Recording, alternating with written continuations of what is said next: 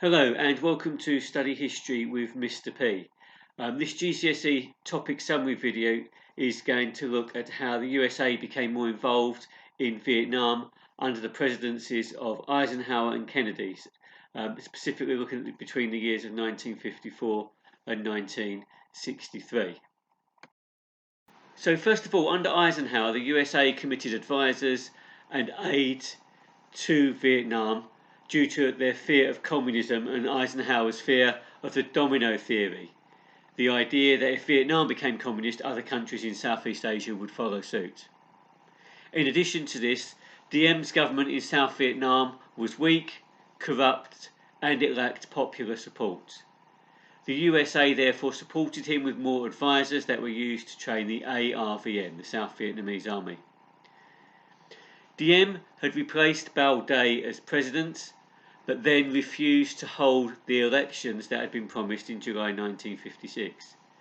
Instead, he continued to oppress many South Vietnamese people and started a campaign against his opponents.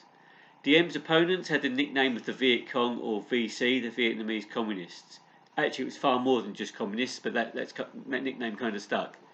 They fought back, supported by the South Vietnamese, and events in South Vietnam then spiraled into civil war.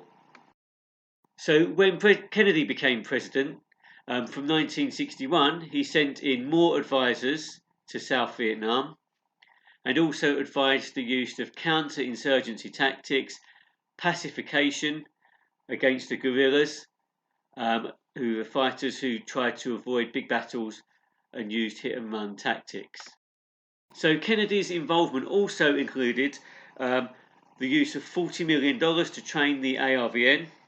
In October 1961, a secret report was commissioned about sending in US troops. In December 1961, Kennedy also authorized the use of chemical defoliants, so chemical sprays that could destroy the jungle and foliage to flush out the guerrilla fighters. And also in the same month, American helicopters with American military pilots began to be used to transport the ARVN around.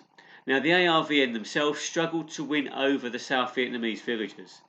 The US Special Forces, the Green Berets, tried to train villagers to protect themselves from the VC, but they did this during the day, and then at the night the VC went into the same villages and spoke to the villagers. The US therefore supported the idea of setting up strategic hamlets.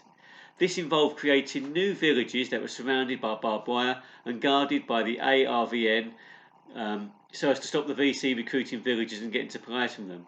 But the villagers didn't want to leave their own homes, so this created more resentment. Then on the 2nd of January 1963, the ARVN lost the Battle of Ap Pak, even though they had better weapons, US air support, and had been outnumbered, or they had outnumbered the Viet Cong 5-1.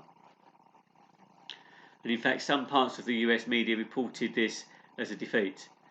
On the 3rd of May, government troops then fired on a Buddhist procession of monks, which killed 9 and injured 14 others. Just over a month later, on the 11th of June, a Buddhist monk called Quang Duc set himself alight, which gained worldwide publicity and further led to outrage and venting against Diem's government. So Diem's government was so unpopular that the US decided it could no longer support him. And on the 1st of December, Diem was overthrown and he was actually assassinated by his own generals. So hopefully you found this topic summary useful.